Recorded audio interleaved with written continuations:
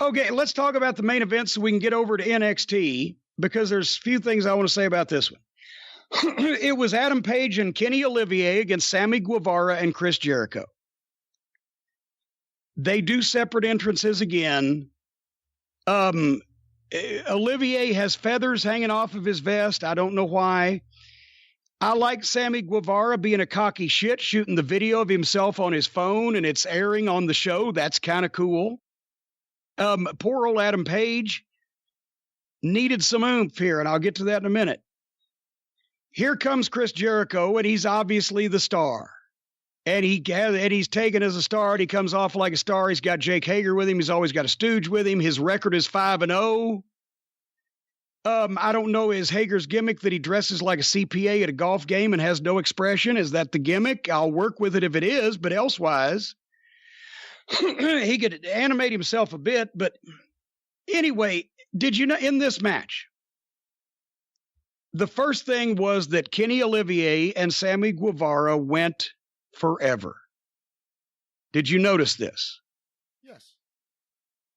And once again, it's one of those things where, did we say a few weeks ago with the Bucks, was it stupidity or did they plan it that way? It could just be stupidity, not knowing how to put a match together. Because and Olivier's not a tag team guy, I reckon, anyway. But basically, he thinks, and he's probably telling everyone, I'm going to get Sammy Guevara over by working competitively with him. What he did was, he and Sammy Guevara went forever. Jericho doesn't need to be in. He did the thing where he milked getting in with Olivier and then tagged back out. That's his deal. He's got heat being on the apron. Olivier and Guevara go forever. And then Olivier just walks over and gives Adam Page a flat-footed tag. He didn't get stopped by Guevara and come out of something and give a tag. He didn't stop Guevara and control him and bring him to Adam so that they could do a double team thing. He could just walked over and flat-footed tagged him like, come here, kid, help me out. Then they did double team shit, which Olivier is the one who shined in and left Adam Page to do the little fucking backflip and cover like the little fellow, the little sidekick. While the crowd is chanting cowboy shit because they like Adam Page, and in Charlotte they like cowboy shit, Page has already been made the secondary guy on the team. Olivier's the guy Jericho didn't want to start with. Olivier's the guy that ended up controlling Guevara. Then Olivier walks over and tags Page in under no duress so Page can come get some. It's little things like that. And either the guys are just stupid, or maybe Olivier's smarter than I think, because he took a method acting class and he knows what he's doing. He minimalized Adam Page. The entrances started at 9:31 p.m. Eastern, and Adam Page's first time in the match was at 9:44. And then, to be honest, Adam Page and Sammy Guevara did not click with me right off, because they were just trying to work the same way everybody else does. Jericho gets in and against Adam Page, and it instantly picks up. But then they did simultaneous tags, and here comes Olivier and Sammy Guevara in, and Kenny Olivier cannot throw a punch to save his life. You could do a triple fucking gainer with 13 twists off the top rope, can't throw a punch. I cannot get about the fucking modern wrestling star. Anyway, now while Olivier and Sammy Guevara are in the ring, Page and Jericho just disappeared off the aprons to the floor somewhere. It was like they vanished. So that Olivier can do an insufferable amount of posing and gesticulating and pointing and nodding and prancing to tease the dive, and then Jericho stops him, thank God. And then he tries again, and Hager clocks him in the head. So I was enjoying that. At least they were stopping that fucking dive. But Page was secondary in this, and he needs more help than Olivier does, because Olivier's already got these people drinking his fucking Kool-Aid. Anyway, they take another break. When they come back, at least the heels are healing. Page made a nice comeback. But now why does everybody doing a dive land on their feet? They land on their feet like it's so easy. They never miss. Everybody, Page moonsaults off the top rope and lands on his feet on the floor after hitting the guy. it lessens the impact, the collision of the two guys. Sell the collision. Go down. Also, if you can land on your feet, it's too perfect. It's too pretty. I mean, do you see what I'm trying to say? Yeah. If it's that easy that you can not only dive over the top rope, but land on your fucking feet, then that's why Olivier looks like a fucking ballet dancer diving into a swimming pool. Anyway, they do everything same way, same time. So then, basically, here comes Pac and nutshots Page, and Jericho hits the Judas effect and knocked him goofy, it looked like. Boom, 1, 2, 3, which I wanted Jericho to get the win, but I wish he'd beat fucking Goofball.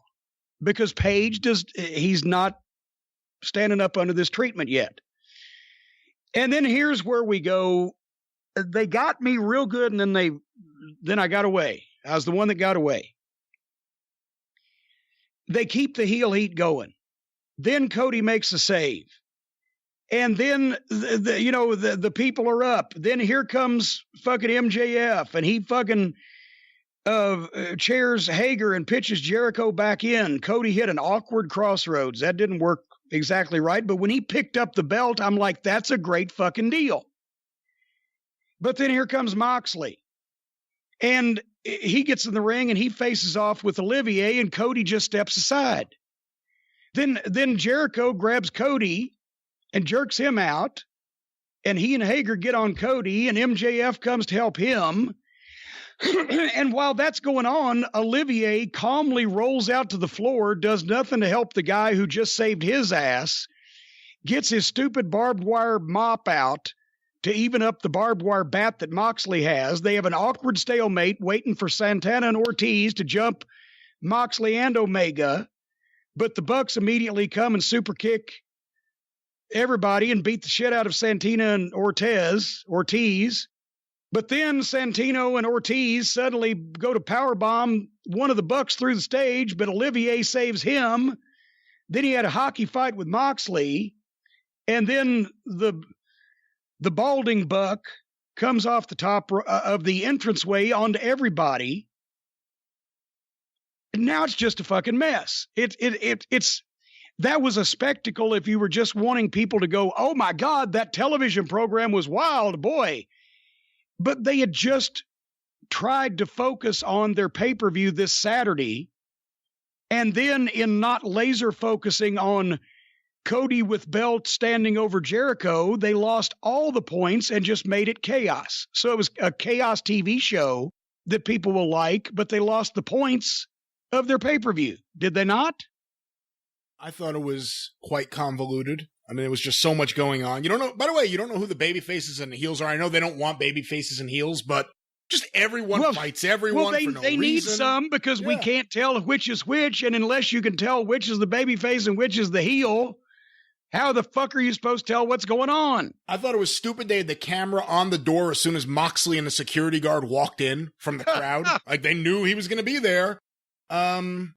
Like I said, there were things I liked and there were things I didn't like. The brawl was okay. I didn't go as crazy about it as some other people did, but the Cody segment and the Jericho segment was great. I didn't ask you one thing. What did you think about the stipulation with Cody that if he doesn't win the AWA title, he'll never get another AWA title shot? You think it's too soon to do a stipulation like that? Well, yes and no. Because it would be too soon unless he's really going to lose his chance, because it would be very Dusty-ish. They built up the match. And finally, Cody makes that statement. He's so confident, and I would imagine that the match will look remarkably like Cody is going to win this, and it's a foregone conclusion, and then somehow something's going to happen where he gets fucked. And then, because Jericho can't lose the belt this early, and Jericho's the mainstream name, and they need to hang their hat on him for as long as possible. So, but what this does is this allows Jericho to then defend against people for 3 months, 6 months, 9 months, however long their window is that they're thinking this, and make a big deal out of the fact that Cody will probably go, I would hope, undefeated, but not be able to get another match until finally something happens that forces that fucking onerous and burdensome stipulation to be lifted for the big match where Cody wins it. That would be Dusty. Yeah, that makes sense. Let me ask you one other thing with MJF and Cody, because obviously on TV they're friends. Oh, maybe I know what might happen out of the blue to fucking Cody. Well, that's my question. Let's say hypothetically that happens. Let's say this is the moment where MJF turns on Cody. It can go a bunch of different ways. Eventually, Cody could turn on everyone and be with MJF. You don't know exactly how it'll go, but let's say it goes that way. Do you think they've done enough to establish MJF being Cody's friend, being a heel to all the other guys, that he's a heel? Like, have they done anything to establish MJF's character on TV to anyone other than the people who are already drinking the Kool-Aid? If you're just watching that show, do you know who he is, why he's there, why he's friends with Cody, why that's a big deal? Do you know any of that? Very, very little, and hopefully I won't know any more, because I'm sorry, but MJF is such a good heel.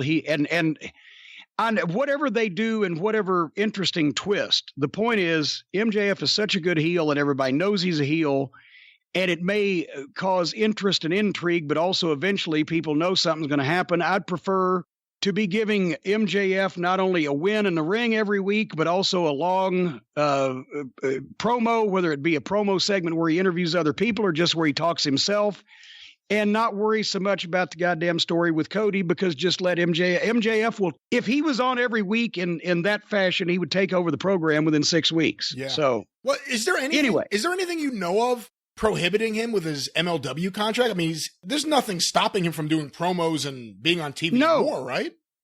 Only the guy with the pencil writing it down on a piece of paper. Okay. Would you like to have the pencil?